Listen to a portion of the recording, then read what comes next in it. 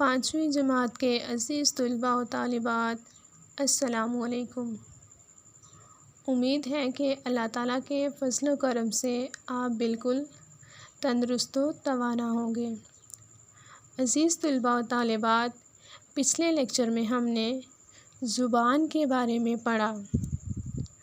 ہم نے یہ جانا کہ قومی زبان کیا ہوتی ہے اور مادری زبان کسے کہتے ہیں۔ اس کے ساتھ ساتھ پچھلے لیکچر میں ہم نے یہ بھی جانا کہ زبان کی 2 شکلیں یا صورتیں ہوتی ہیں۔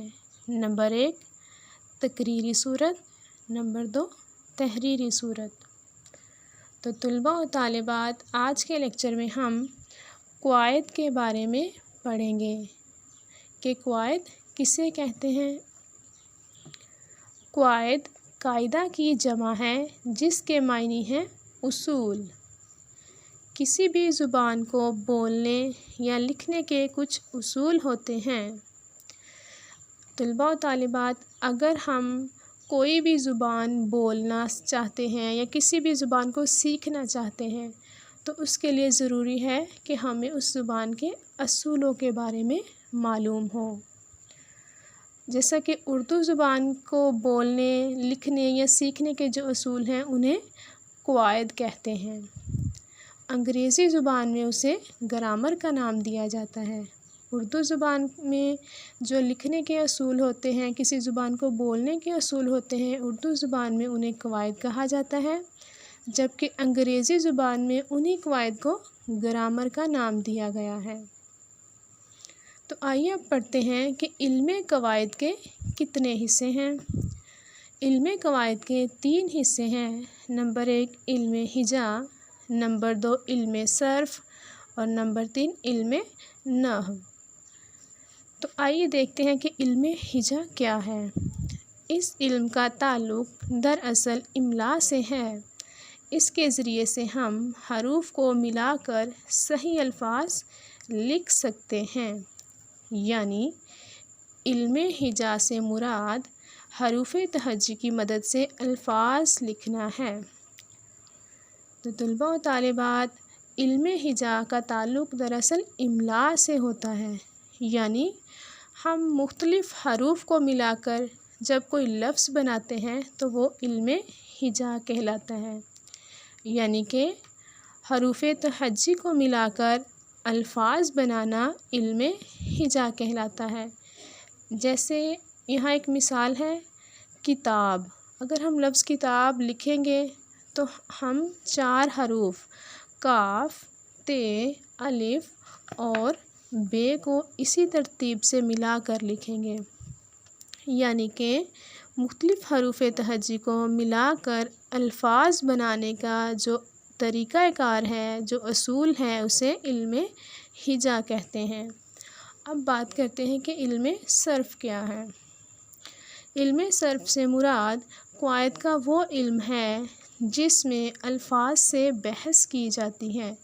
یعنی کوئی لفظ واحد ہے یا جمع ہے، مذکر ہے یا مؤنث، اسم ہے یا فعل۔ یعنی علم صرف کی روح سے الفاظ کی مختلف اقسام اور ان کے استعمال کا مطالعہ کیا جاتا ہے۔ تو عزیز طلباء، علم صرف سے مراد الفاظ کے ذریعے بحث کرنا، یعنی کہ کسی لفظ کے بارے میں بحث کرنا کہ آیا گرامر کی روح سے یہ لفظ واحد ہے، جمع ہے، مذکر ہے یا مؤنث ہے، یا جس لفظ کو ہم استعمال کر رہے ہیں وہ گرامر کی روح سے اسم ہے یا فعل ہے۔ تو اس بات کو اچھے سے جان لیجئے کہ الفاظ کے بارے میں بحث کرنا علم صرف کہلاتا ہے۔ اب بات کرتے ہیں کہ علم نحو کسے کہتے ہیں۔ قواعد یا گرامر کا وہ علم جس سے مراد ہے کہ جملہ کیسے بنتا ہے اور اس میں کیا کچھ شامل ہے۔ تو طلباء و طالبات، علم نحو کے بارے میں بتاتی چلوں کہ علم نحو میں جملے کی بناوٹ پر بحث کی جاتی ہے۔ اس بات کو جانا جاتا ہے کہ جملہ کیسے بنتا ہے۔ یعنی کہ اگر ہم کوئی جملہ لکھنا چاہتے ہیں یا بولنا چاہتے ہیں تو ہمیں اس کی بناوٹ کا صحیح علم ہو کہ جملہ لکھتے ہوئے ہم نے پہلے کیا لکھنا ہے اور اس کے بعد کیا لکھنا ہے، ٹھیک ہے۔ تو علم نحو میں جملے کی بناوٹ کے بارے میں بحث کی جاتی ہے کہ جملہ کیسے لکھا جاتا ہے۔ اب بات کرتے ہیں کہ اعراب کسے کہتے ہیں۔ کسی لفظ کا تلفظ درست ظاہر کرنے کے لیے جو نشان لگائے جاتے ہیں جیسے زبر، زیر، پیش، انہیں اعراب کہتے ہیں۔ کسی لفظ پر اعراب غلط لگا دیے جائیں تو اس کا تلفظ درست نہیں ہوگا، یعنی کہ الفاظ کی درست ادائیگی کو ظاہر کرنے کے لیے جو نشان لگائے جاتے ہیں، زبر، زیر، پیش کے نشان، انہیں اعراب کہتے ہیں، اور اس بات کا خاص خیال رکھا جاتا ہے کہ اعراب درست لگائے جائیں، کیونکہ اگر ہم نے کسی لفظ کا تلفظ درست ادا کرنا ہے تو اس کے لیے ضروری ہے کہ اس پر لگائے جانے والے اعراب بھی درست ہوں۔ تو طلباء و طالبات، اسی صفحہ نمبر پر سرگرمی ہے، مندرجہ ذیل سوالات کے جواب لکھیں۔ تو اس سرگرمی کو طلباء و طالبات خود حل کریں گے۔ عزیز طلباء و طالبات، آج کے لیکچر میں ہم نے جانا کہ قواعد کسے کہتے ہیں، یعنی کسی بھی زبان کو بولنے یا لکھنے کے جو اصول ہوتے ہیں انہیں قواعد کہا جاتا ہے۔ اس کے ساتھ ساتھ آج کے لیکچر میں ہم نے یہ بھی جانا کہ علم قواعد کے 3 حصے ہوتے ہیں: علم ہجا، علم صرف اور علم نحو۔